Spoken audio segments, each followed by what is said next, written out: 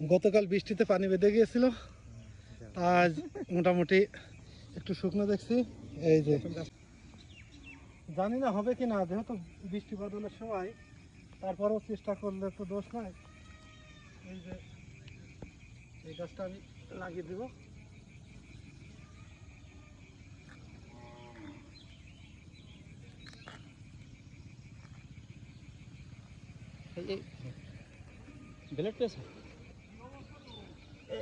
এই যে আঙুর ফল লাগাচ্ছি, আঙুর গাছ, দেখা যাক কি হয়।